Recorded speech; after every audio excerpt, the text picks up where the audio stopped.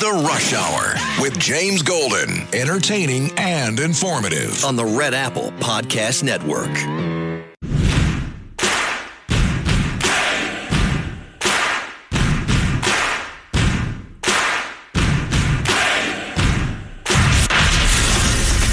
Attention Ditto Heads. I'm in the fast lane. Attention Bo Scouts. Goes by the pseudonym Bo Snerdley. It's time for the soul of excellence. He is a radio host here in New York. The Rush Hour is on the air. Rush.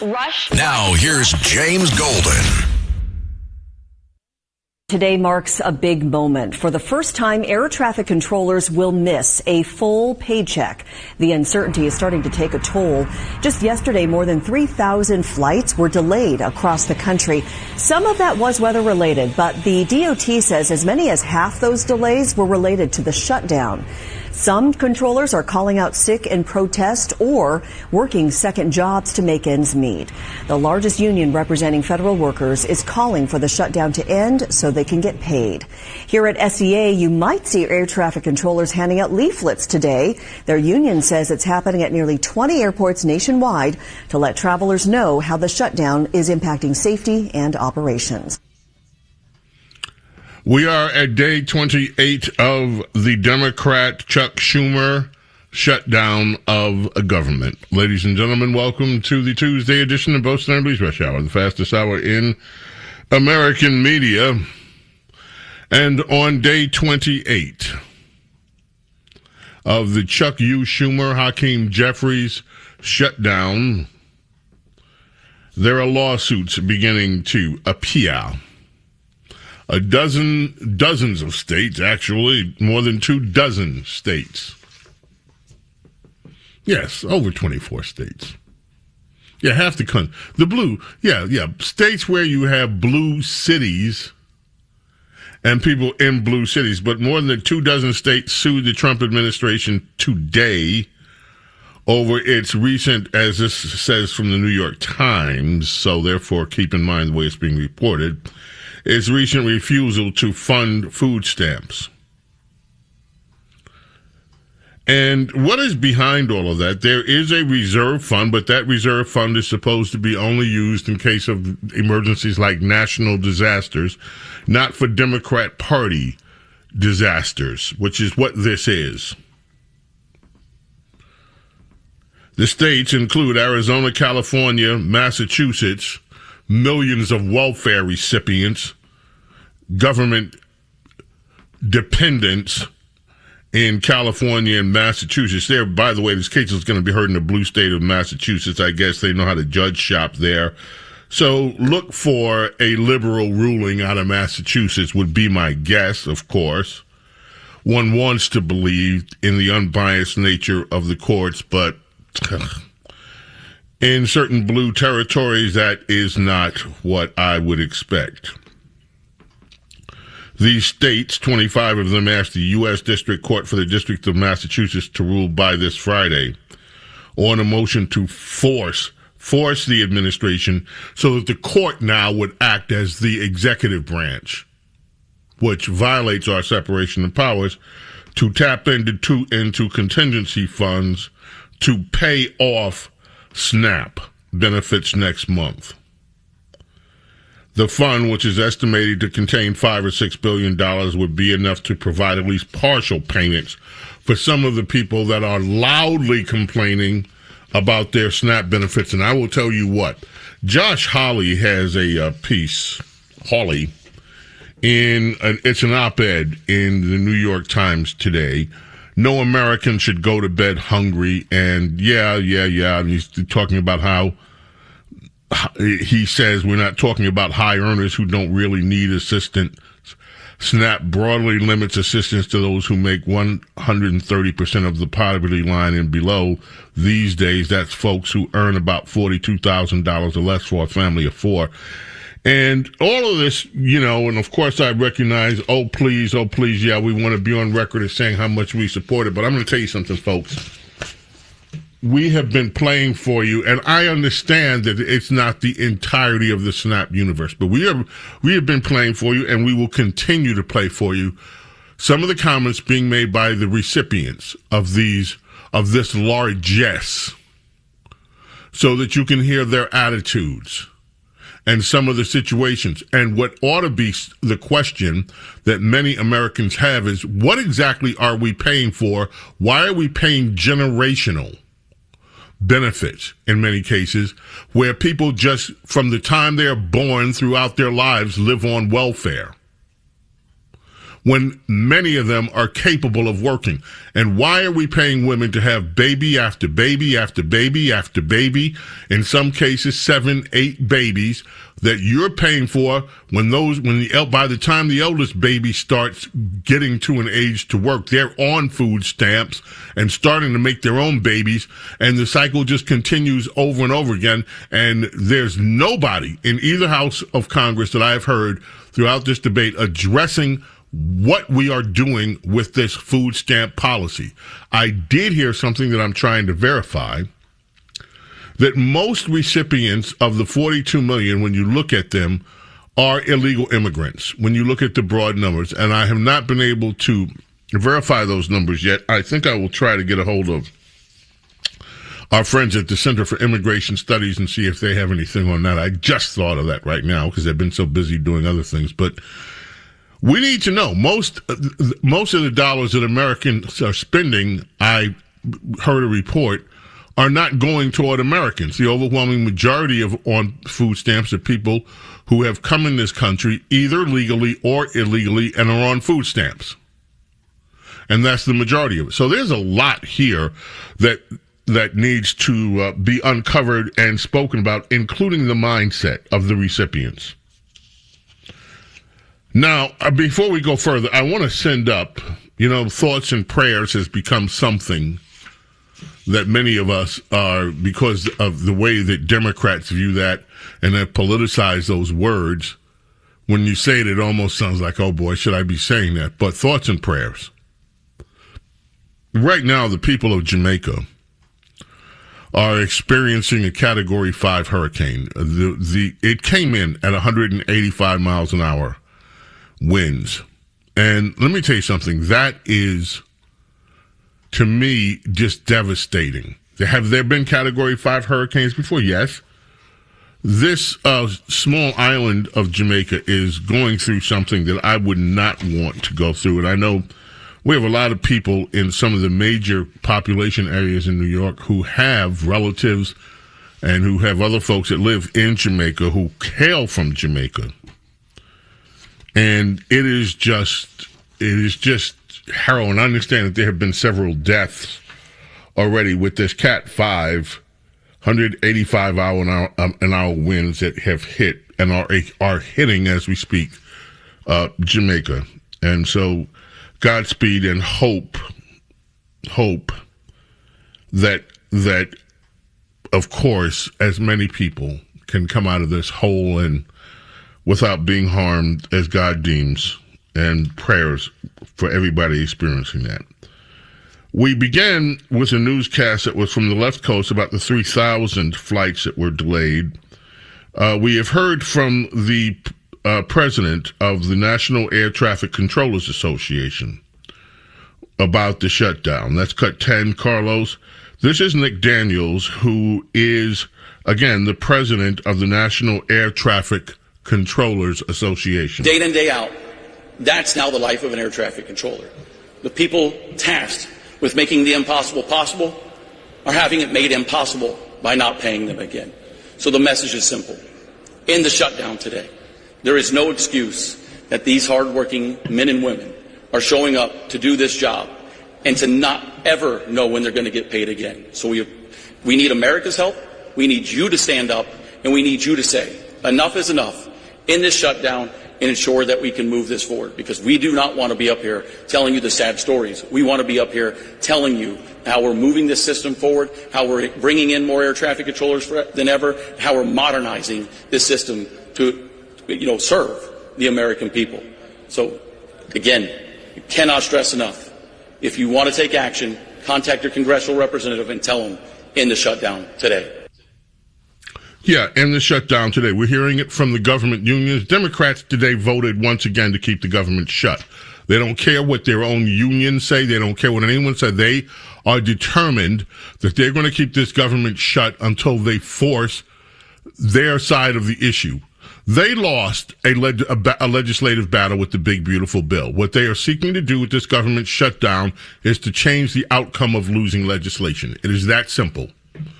We have not seen this before. We lost fair and square, but we don't care. We're Democrats. We're going to shut it down, have a temper tantrum, make people suffer, and potentially make people die unless we get our way, period. Their own unions are telling them, stop this madness. They're putting their middle finger up at the workers. They're putting the middle finger up at everybody. Steve Scalise spoke about how haywire some of this is, cut 7, and since this also pertains to what you just heard about air traffic, I want you to listen to what Steve Scalise had to say. Schumer and radical Democrats want to use American people as leverage. A Democrat aide said they won't concede short of, quote, planes falling out of the sky. Who are these people? Didn't they once care about this great nation and making it better? And now they think if a plane falls out of the sky, that's their leverage? For what? Goodness. Chuck Schumer, quote, every day gets better for us. Who is us? Because I can tell you who them are. The American people are sick and tired of Chuck Schumer and his friends thinking it's a better day for him when they are feeling more pain. Senator Coons. And so Senator Coons, he was about to talk about Senator Coons and what he said. And if you think that Democrats are not seeing these people as leverage, listen, cut 6 to what Senator Chris Coons of Delaware said. This is not the first time that the Democrats have said it, but this is the most recent. Republicans control the House, the Senate, and the White House. Frankly, this is our only moment of leverage. And although a very unpleasant tool to use, this is the shutdown, our only moment of leverage. He is leveraging the pain of people that are not being paid while he is being paid, by the way. And the rest of the Democrat senators are being paid. But he's leveraging. This is our only moment of leverage. We lost. Let's say we lost the elections. We lost. This is the only thing we can do to try to get our way is close down the government and make people suffer. This is our only moment of leverage. You are. When we get back, we're going to deal with some of the leverage. James Golden, Snerdley. Rush. This is the Rush Hour with James Golden. Oh, Snerdley.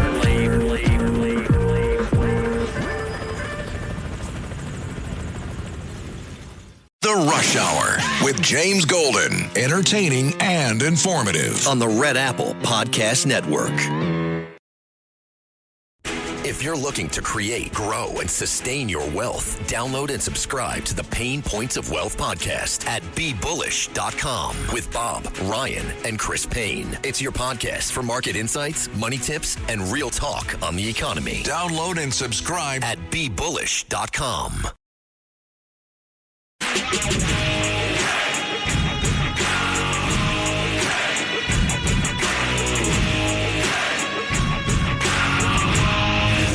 James Golden, known popularly as Bo Snerdley. This is the Rush Hour with James Golden. Rush. I have a question though. Why do you care so much about people getting food benefits? You do know they put it back into the economy, right? So it's basically like free money. It's like imaginary money because the money was never printed in the first place. So they're taking like digital air money and putting it on a card. And that upsets you. Digital air money upsets you. Hypothetical dollars upset you because it just goes right back into the economy, like I said. So what you should be mad about is the money that's being spent on, like, not your community, not the people who need it. What about how your money goes to politicians who literally don't work for you? They don't do anything for you. They take away your rights. They take away things from you. It's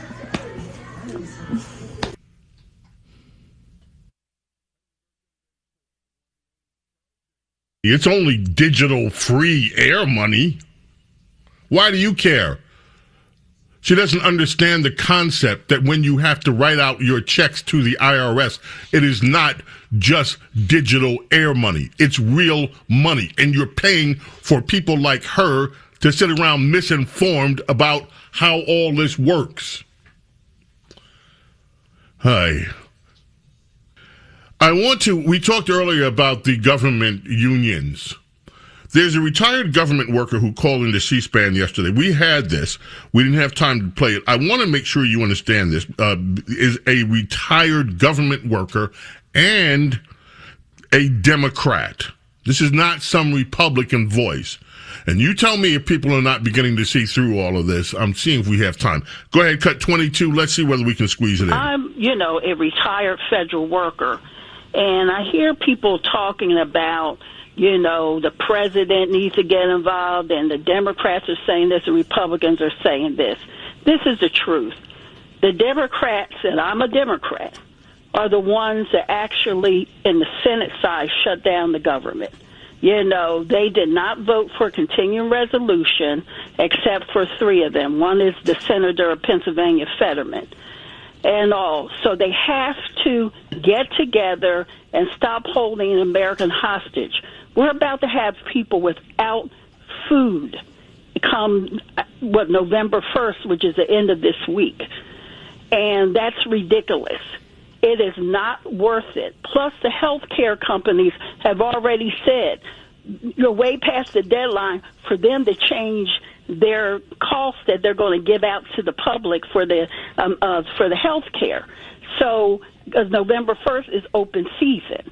So they need to get together. I know they keep on saying the president needs to come back, but the power of the purse is with the Congress, not the president. Retired federal worker, my friends, knows the score and knows who's responsible. Whatever you do, don't go away. Keep it right here. We've got so much more. The Rush Hour with James Golden. Entertaining and informative. On the Red Apple Podcast Network.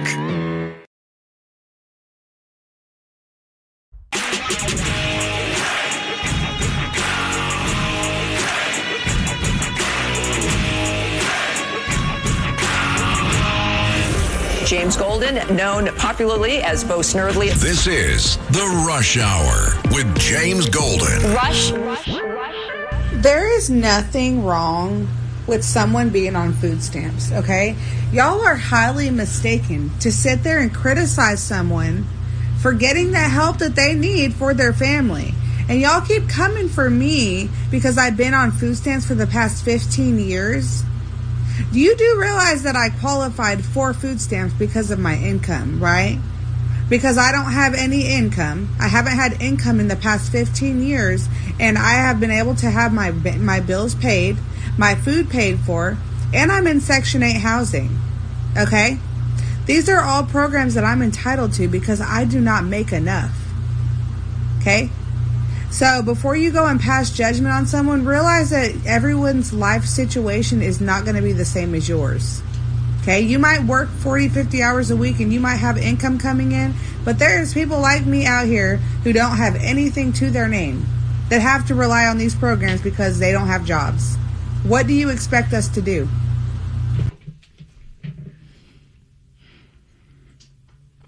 $15 years.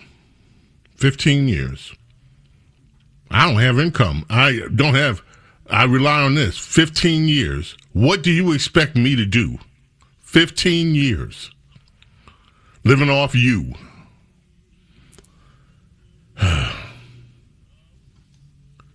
James Golden is Snerdley with you here. More on this business. And folks, I really do hope you don't mind hearing a lot of these social media. Carlos, you got to let me know if you think this is just too much. We got to stop this. But I'm telling you, every day I learn something more about the attitude of people that you are paying for. Those of you that work your butts off every day, have worked all your lives in some cases. Some of you can't retire because you're still working. And you are paying these people with these attitudes to sit on their behinds and complain. And I just find it amazing. And I think you should hear from some of these. And some of these people are young. Some of them are in their 20s, it appears. Some of them, like this one, cut 20. This girl has to be 20 years old, 20-something years old, and have no shame in going on and posting things on social media like this. So since the government shut down and we not getting no food stamps next month, can we just double it the month after that? Like, can we double it and give it to the next? Because I ain't gonna lie, I need to be made up for that. We eating noodles every day. Every day next month. Noodles and water. Water and noodles. Baby, we ain't even gonna have enough for the milk. I'm sorry. I'm trying to save them for a car. I ain't buying no food. Y'all think I could sneak on a farm? Don't let me see a chicken in the street. I'm cutting his head off and frying him whole. I ain't gonna lie, it's a lot of woods around here. I might be eating some deer ankles in a minute. So what y'all gonna do about this? Anybody selling them? This gonna be the best time for y'all that sell them food stamps, cause baby, this is crazy. I can't even believe it. I didn't even know. Like, I knew they said the White House was shut down and all this, but the food stamps? No government assistance, but the food stamps? I'm sorry, I need that. We out here starving. It's already hard enough with the food stamps. I'm just gonna have to hibernate. Cut 14, Carlos, another voice telling you some of the real deal that goes on with what you, the taxpayers of America, are working your buns off to pay for. All right, I'm going to keep it a buck with y'all. Like, the real reason why a lot of people are upset about this whole food stamps, SNAP benefit thing, bro, is because they're selling their food stamps, bro. They're selling them. I'm telling you, they are selling their food stamps, bro. You know how many people in New York and other states right now are going to the corner store, the deli, and they're selling their food stamps, bro? They're selling, that's why they're getting like $4,000, $3,000 in food stamps, and they're selling it for cash. They'll get $4,000 in food stamps, and they'll just take like $1,000 in cash. Like, bro, like that's happening like everywhere. That's why they're mad. That is exactly why they're mad right now. And you know, the thing about it too, they will never admit to selling their food stamps. But it's happening. There's a racket out here, folks. Do you think this guy's lying? Do you think, we have heard this time after time. We've heard from other young YNs talking about how they used the money to sell the food stamps so that they could get weed, how women sell the food stamps so that they could do their nails. You heard this other gal, I ain't buying no food, I'm saving up to buy a car. I need the government because I'm saving my money instead of feeding myself. I'm saving my money so I could get something else while you take care of me. And Josh Hawley can write all the editorials in the New York Times he wants about how no child should go to bed hungry. Nobody in America should go to bed hungry. Taxpayers are on the hook for everything in this country. And it is time that taxpayers be respected, and some of these bloated federal programs that are incentivizing people not to work, incentivizing people to lead lifestyles that none of us would dare or dream of leading. It's time that we just stop giving. One of the things this government shutdown, I hope, has done is open up many of your minds to what's really going on with your money and how it is being used. And again, not in all cases. Cut 16. Here's another one. Another one of the grateful recipients that you pay for. You know, I think in the first question, there is this setting up of a context where this idea of hyper-local and... That's not her. That's somebody else. That's some politician type. That's not supposed to be her. I don't know how that stuff gets mixed up. Anyway, cut 18. Let's try that. So, I get $3,000 in food stamps. Obviously, it's 8 of us. So, you do the math. That's why I get $3,000. I have no income, so obviously I'm going to get the full benefit amount. Does that make you mad too? Does it make you mad that the government is helping me feed my children? Does that make you want to punch me in my face? Does that make you angry? Does that make you shiver in your boots? Yeah. Be mad. Stay mad. How's I'm gonna feed my kids? I don't have a job. Even though I'm going to an interview today. God, like I said, I took your advice. So it is what it is. There's 8 of us. She's a single mom. 7 kids.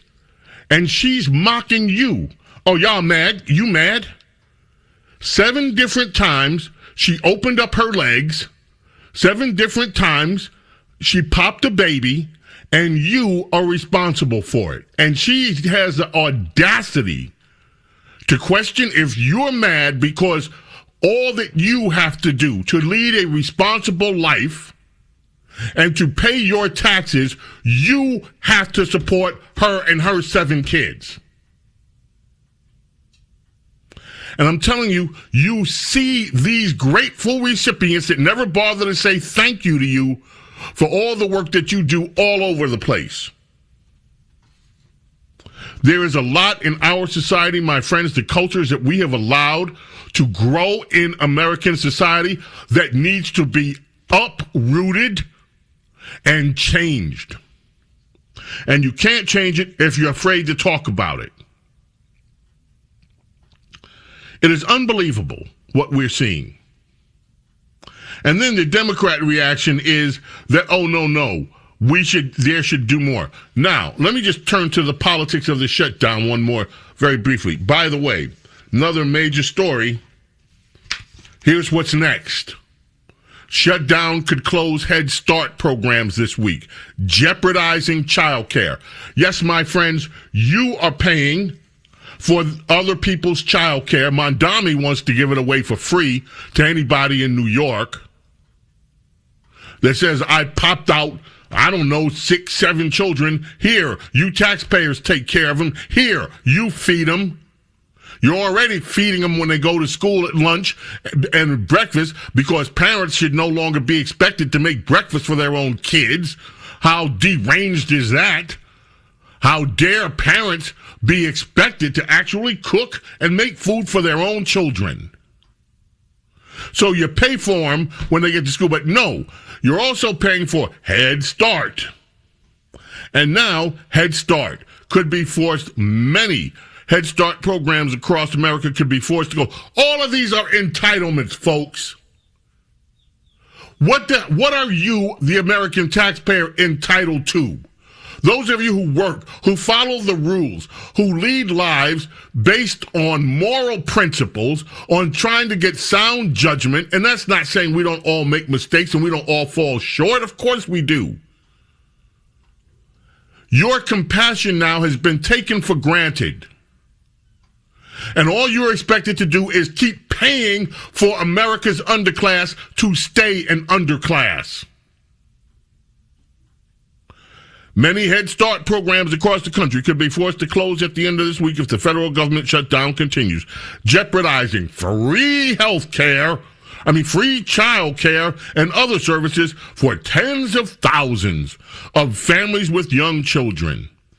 The National Head Start Association, a nonprofit, said that 134 preschool programs serving 58,000 children have grants ending on October 31st will not receive further federal money until Congress strikes a deal.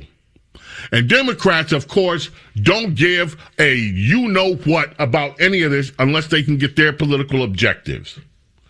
Now, quickly, I'm going to say there's a good reason why Republicans should continue to ignore all of this. All of it. And one is, and believe it or not, it comes from a story that was on CNN of all places with Harry Enton. And listen to this poll, these poll results, cut one from Harry Enton on CNN. Starting with Republicans, how has the shutdown seemed to have affected their political standing? Yeah, you might think, given that the Republicans are in charge of both the House and the Senate, that a government shutdown might actually hurt the Republican brand. But in fact, It hasn't. If anything, it's been helped a little bit. Take a look here, the shift in net popularity versus pre-shutdown. When we're looking at the Republican Party overall, that brand actually up 2 points. That's within the margin of error, but clearly it hasn't dropped. Come over to this side of the screen. Look at the net approval ratings for Republicans in Congress.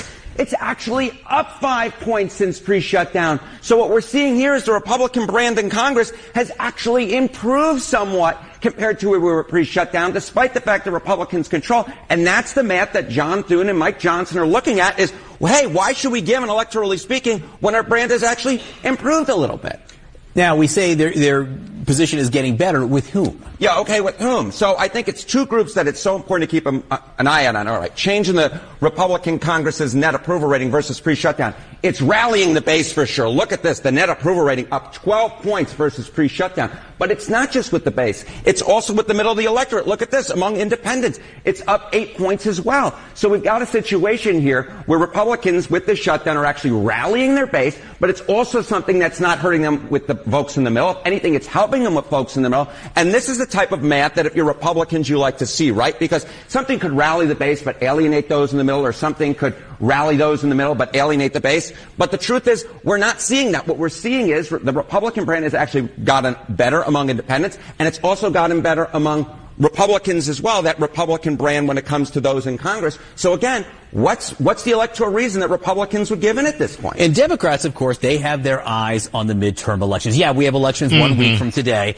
but what Democrats in Congress are mostly focused on are 1 year and 1 week from today from the midterm. So how are they positioned right now? Yeah, so I mean, look, the generic congressional ballot, which traditionally Democrats have done really well on, and if you look at this point back when Trump was president the first time around, Democrats are up 11 points. Look at where it is now. Democrats are ahead, but they're actually only up 3 points. This is, in fact, the worst position Democrats have been on in a generic ballot at this point in midterm when there was a Republican president in the last 20 years. And this is no different from pre-shutdown. So Republicans aren't losing on this metric either. They become more popular, and they're actually in a pretty good position for them historically when it comes to the generic congressional ballot. This is a concerning number for that's Democrats. Enough there. In other words, folks, this is not hurting Republicans among Republicans, and this is not hurting chances for 2028. So my message to Republicans is do not cave, do not give in to these people. I feel sorry. I feel bad for the legitimate, needy people, not these ingrates, but the legitimate people, and there are millions of them who need help and who need government assistance. Democrats have turned their back on them. Democrats have turned their back on hardworking people like these air controllers, the federal air controllers. They've turned their back on retired government people living on their pension. They are clearly defying even their own allies to do what? To keep Chuck Schumer from having to face embarrassment for admitting that he was wrong about doing this government shutdown. And the same for Hakeem Jeffries. They know that this is a loser for them, but they cannot just lose face and say, you know what, we effed up. Because that's what you're supposed to do when you're a grown man. You take responsibility. Hey, I screwed the pooch on this one. But they can't. They are hurting people because they are too cowardly to admit that they made a bad political choice, and it is hurting people. And they should cut their losses and just say, enough already. James Golden, Snerdley, fastest hour in American media, continues. Rush. This is the Rush Hour with James Golden. Oh, Snerdley.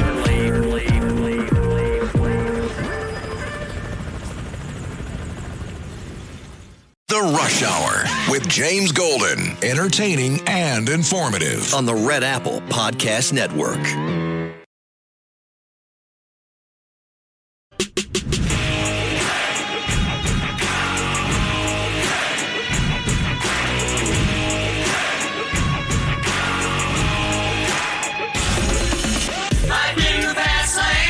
It's the Rush Hour with James Golden. Goes by the pseudonym Bo Snerdley. Rush. Now, here's James Golden. You know what, my friends? Liberalism, socialism, Democrats in America have destroyed a societal ethos that has existed since time began. that people should be proud to work for their daily bread and be grateful to God for the opportunity to work for it, that we should help people that cannot work. Instead, they have created a nation of lazy loungers by the millions that the rest of us are expected to pay for. It is time for this crap to stop. On that note, I'll leave you with something more pleasant. 1972, Stevie releases Talking Book on this day, his 15th album. That Superstition, such a huge hit, but this one, of course, became one of Stevie's signatures.